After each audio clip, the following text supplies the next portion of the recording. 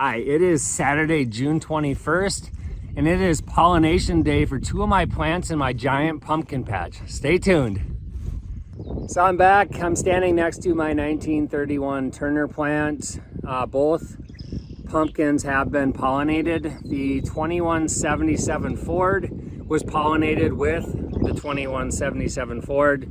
So that is called a self-pollination since the male flowers, I took 4 male flowers from that same plant and pollinated the pumpkin on that plant. That is a self-pollination. That is the 2177 Ford times the 2177 Ford. So now for the 1931 Turner plant, I did cross that with a 2177 Ford as well. So it's going to be the 1931 Turner times the 2177 Ford. And for those of you that have been hearing me say these numbers all year, what those numbers mean is 1931, that's from my 1,931 pound pumpkin I grew 2 years ago.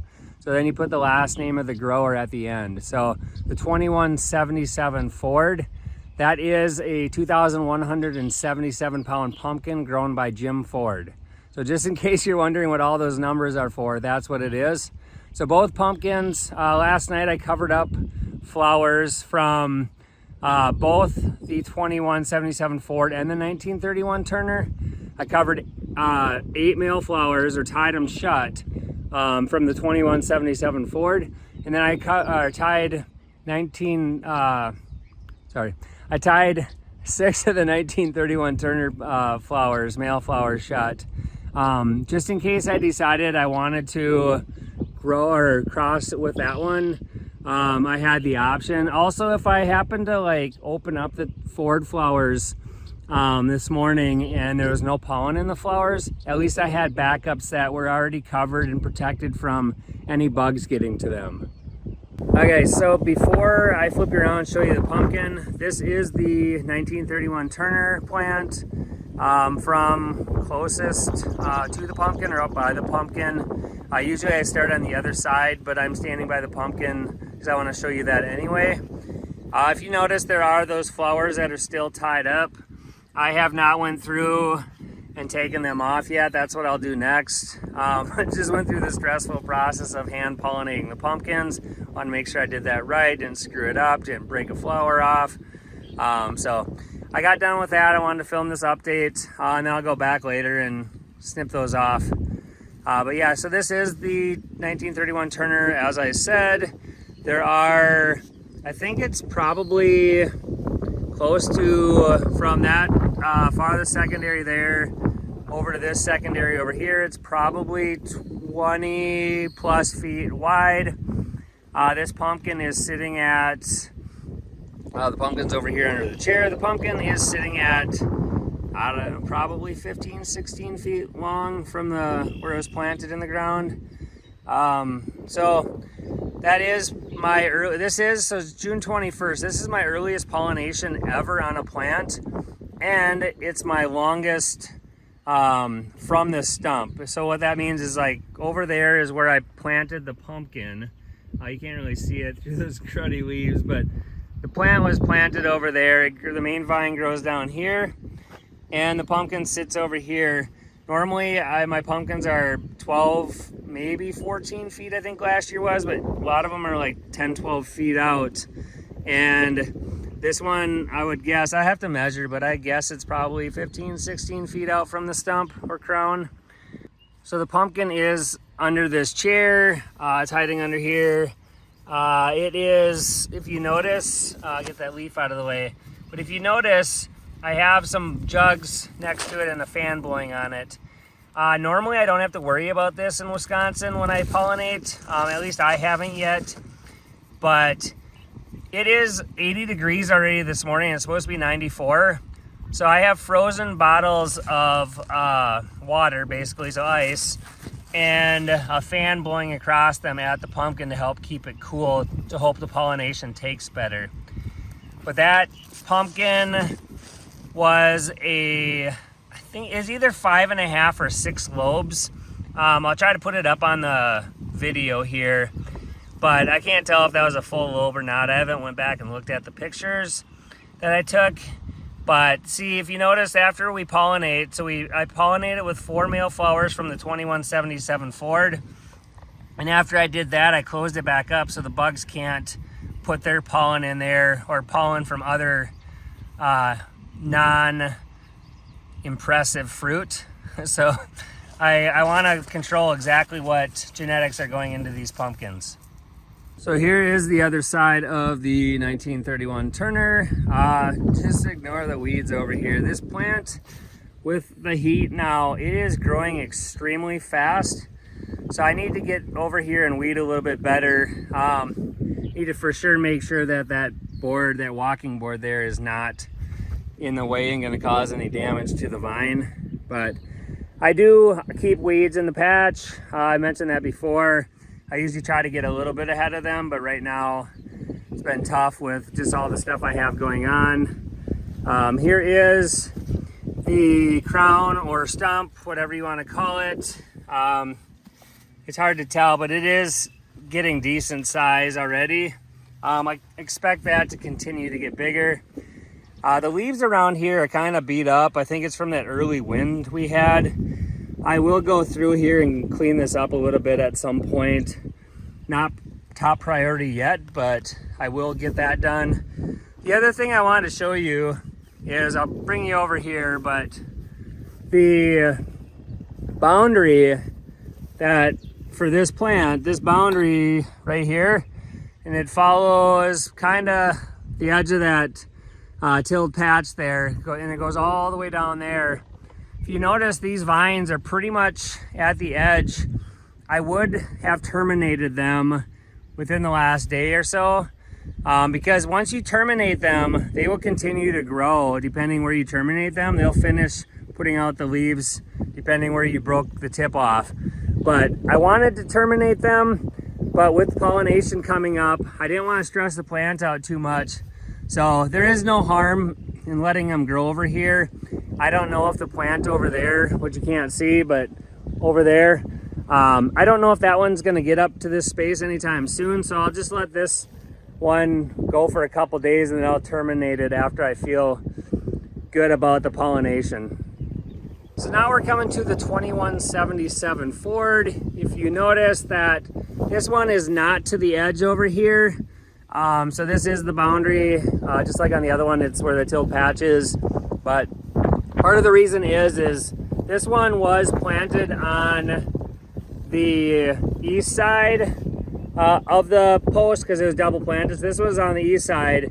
The other one over there, the 1931 Turner, was on the east side as well. So it was planted actually closer to that tilled area, which is why it's reaching there already. But if you look over here, this one is approaching the boundary on this side. Again, I don't want to terminate it. Typically, if it wasn't pollination time, I would have terminated that one because it's going to easily reach that fence. It's going to actually push up kind of hard against that fence if I terminated it now in the tip there. So this plant is similar size to the 1931 Turner, maybe not quite as big. And I'll show you, since we're over here, I'll ignore, there's also some gross leaves here that I need to clean up, and some weeds. So if you can see, the crown is right there. It is similar size as the 1931 Turner. And I'll take you around to the other side, show you the plant and then the pumpkin. Here is the other side of the 2177 Ford. I'm up near the pumpkin now. If you notice, it is pretty windy out here today. We are supposed to get some storms, I think, that are supposed to roll through and within the next hour or so. Hopefully not severe, but they said they could be strong. A couple nights ago, we had some storms that went through just to the north of our property, and then they went and kind of cut down and hit our town that we're from, and they had a ton of hail. It actually took out people's soybean fields, corn fields, completely wiped them out. Just crazy amounts of hail. I know hail broke stuff, decent sized hail. So we were very fortunate that it missed us, and hopefully that continues. You can see the clouds are building for the storms that are potentially coming. But as we're over here, I'll show you, I got a similar setup for this pumpkin. It's got a fan blowing on the pumpkin. This was a 5-lobe. This is, so if you notice, I have it zip tied shut, and then I have it tied with a string as well. Just extra precaution. Normally I just tie it back shut, and what I end up running into is when I pull that string, since it's kind of fine, when I pull the string shut, it ends up tearing the flowers. So I actually tried to zip tie this time, and it actually worked really slick. It was a lot easier to do one-handed while I held the flower shut. So I'll probably do that in the future. I just threw the string on there after the fact, just as an extra precaution, but it probably wasn't needed. While we're over here, I was gonna I'll show you this. If you notice this right here, this gross looking different colors, this crusty on the side here. So what that is sunburn, sun scald, I don't know, sun fried my leaves. If you notice, it's similar spots on these vines. I have it on both, maybe all 3 plants, I think. But yeah, you'll notice it's all similar spots on the leaves or on the vines. That grows good for the most part. There's a little bit here, but it's kind of in this area. So we went from like really cloudy, rainy type weather to like super intense sun over the past few days. And I know other growers in Wisconsin also had their leaves fried, but I am not worried about that. I had my 2 best pumpkins, the 1931 Turner and the 1970.5 Ford. I had those 2 both have a lot of sun damage because we had a lot of smoke from the Canadian wildfires that year. And so the smoke was covering the sun, basically blocking out the sun. And then when the smoke cleared, we got some super intense sun and it fried my pumpkin plants, the leaves. So I'm not worried about that because those were my biggest 2 pumpkins and they were just fine. There's plenty of good, healthy leaves on the plants yet. This is the 1970.5 Turner. If you notice, I gotta get over here and get these flowers off here. I'll do that in just a minute. If you look, there is a pumpkin in the tip. This is a lot smaller of a plant. I will probably pollinate that, and I may go with that. This plant is probably only like 12 feet wide maybe. And if I had to guess, it's probably 12 feet long. But I probably will pollinate that pumpkin. It's got 18 secondaries behind it, which I usually like to do 20 to 22. The 1931 Turner and the 2177 Ford both have 20 or 21 secondaries behind the pumpkin. But this one's only got 18, but I'm gonna probably pollinate that, and probably if there's another one that comes shortly after it, I'll pollinate that as well. But this plant is growing really well, so I'm not too worried about this pumpkin plant filling space. So once the pumpkin is pollinated, you still have a good 20 to 30 days to fill your plant in the space. That's what I've been told, at least. I actually fill space in like well after that. It may shut down a little depending how big your plant is, but it may shut down a little right, in that 20 days when the pumpkin starts kicking in. But later in the season, I end up getting more growth to kick out. I apologize for all the wind if there's a lot of noise. I'm sure it's getting picked up on the microphone, but it would be a lot worse if I didn't have a microphone. It at least muffles it some. But that is where this video is going to wrap up. Please let me know if you have any questions. Just drop a comment down below and I will answer them either in the comments or I will put it in a future video. Thank you for watching. Please subscribe